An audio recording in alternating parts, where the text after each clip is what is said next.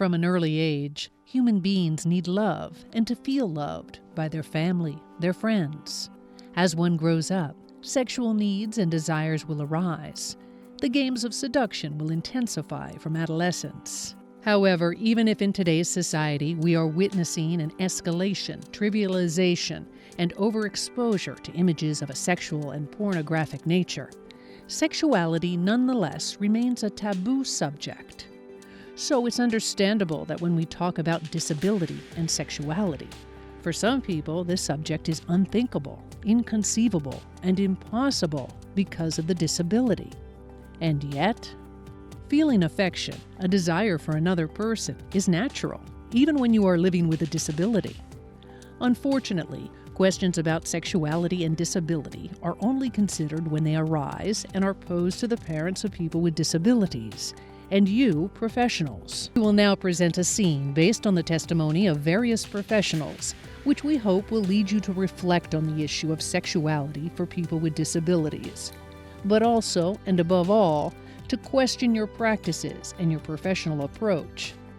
We invite you to analyze this scene and say what would be the appropriate response by the professional according to your own professional ethics. Hi, my name is Eliane. I want to tell you a story. I am living in an institution. I have a boyfriend. His name is Steph. And as you can see, well, I do have special needs. I love Steph very much, and he loves me. So, as we say, once upon a time.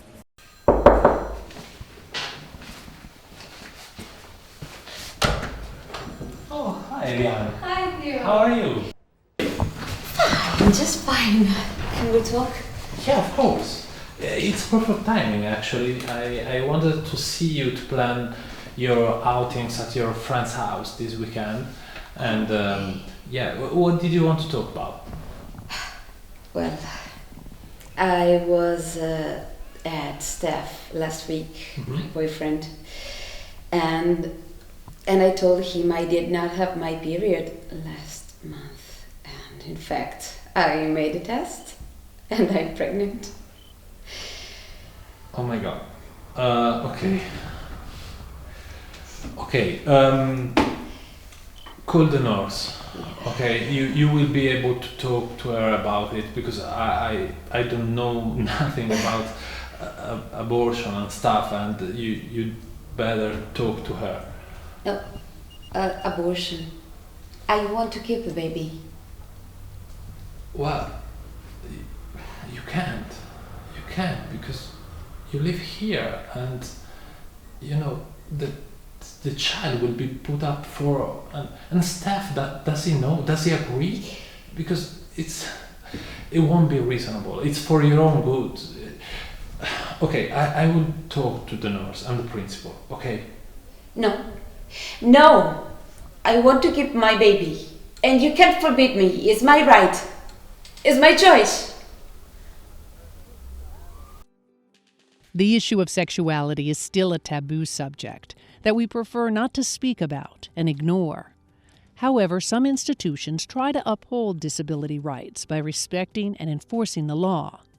If they sometimes cannot meet the expectations and needs of people with disabilities, they call on competent professionals or associations to provide information and teach prevention and even sexual education.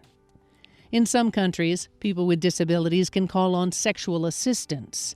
However, this subject is also very taboo, and few countries allow it, equating it, unfortunately, with a form of prostitution.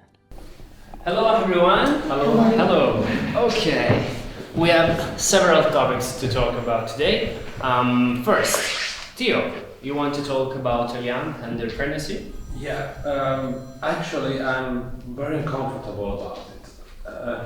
And I would like you, Gina, to convince Eliane that abortion is the best solution. I beg your pardon. In my opinion, she's... I stop you right there, Theo. Do you fully realize what you're saying? This decision does not belong to us. Eliane have to decide for herself and her baby. She wants to keep the baby. And that's her right. Her baby, her decision. Do you understand?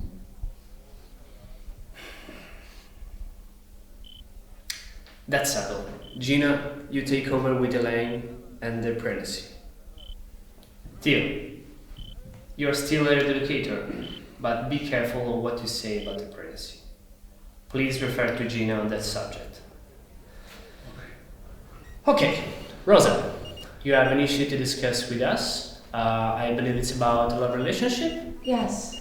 Go ahead.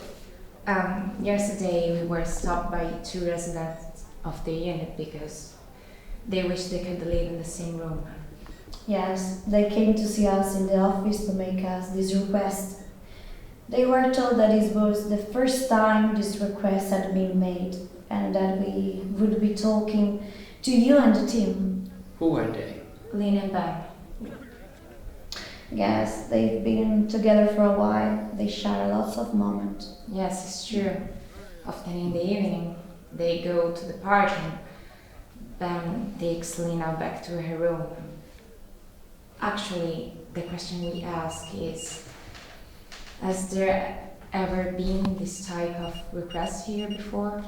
Because the establishment where I worked before had mixed or adjoining rooms with a common shower, which allowed couples to have privacy and exchange, while each having had their own room.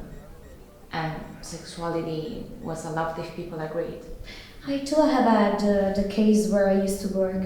I remember that a reflection had been carried out by the structure to see how we could accompany the people with their sexuality. Yes, because I guess we need information about it. Education. Yes, this must be conducted by the team around information on the legal framework. What is allowed or not, consent, but there is also education side on the means to protect itself, possible disease and also on the body how it works, the notion of pleasure, position that can be approached by professionals others than as institution. And it is true that it is a right for people with disabilities, and besides WHO talks about sexual health, their laws, charters, we have a duty to these people who have rights to their sexual needs and expectations.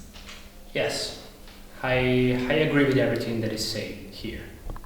I hear the request of the residents, but I also hear the parents. And they could accuse us of letting things happen. They're adults. They too have the right to live their life. I hear Rosa, but this question deserves to be thought through before bringing one decision of these two residents, because we have to see if this is possible with the room, with the bedrooms available. And also, my guest, he's there, will be other similar requests.